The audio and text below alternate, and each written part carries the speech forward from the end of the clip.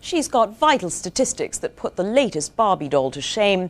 Her new blockbuster has sold 3 million copies. She currently adorns billboards and magazines across the world with her latest release this weekend. And she's British.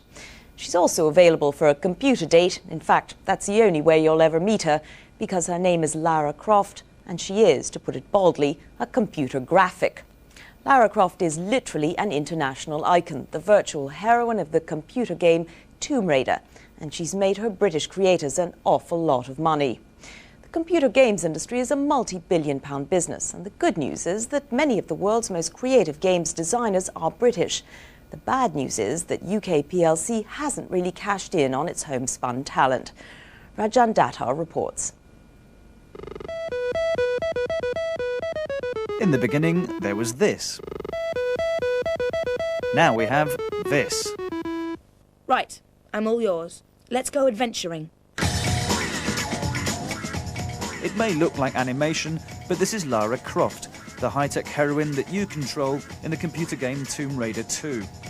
A true 1990s icon, Lara and her gravity-defying antics are likely to fill as many Christmas stockings as the Spice Girls this year. The game is a sequel to last year's bestseller for personal computers and game consoles, and is the latest in a long line of hits produced in Britain, a success story dubbed Britsoft.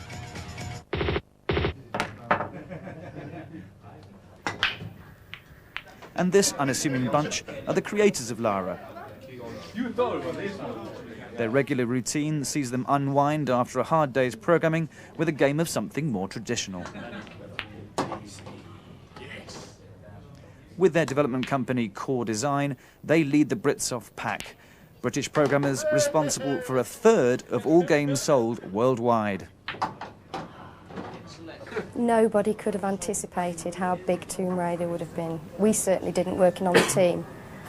Basically, we came in, did a job, 9 to 5, and the extra hours to actually get the game out. It's really good, simply because of the media coverage of Lara.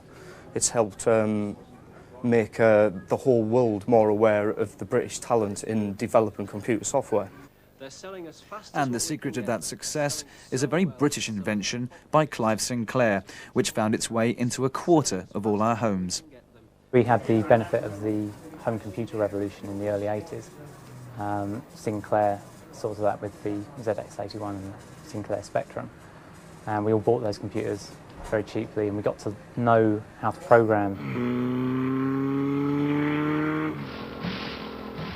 Tomb Raider 2 had advanced sales of 2 million copies before its release this weekend, while the first game has already grossed £80 million. And Core Design's parent company, Eidos, has sped into the top 10 of games companies in the world in just 2 years. A great British success story, in fact. But before we give ourselves a gigantic slap on the back for yet more proof of our cultural renaissance, it has to be said that the Tomb Raider story is an exception rather than the norm. When it comes to the commercial exploitation of British talent, it seems our success is more virtual than real. In fact, ever since the explosion of the computer game scene in the 1980s, it's been American and Japanese companies who've plundered British talent to best effect, capturing a lion's share of what is a £5 billion global market.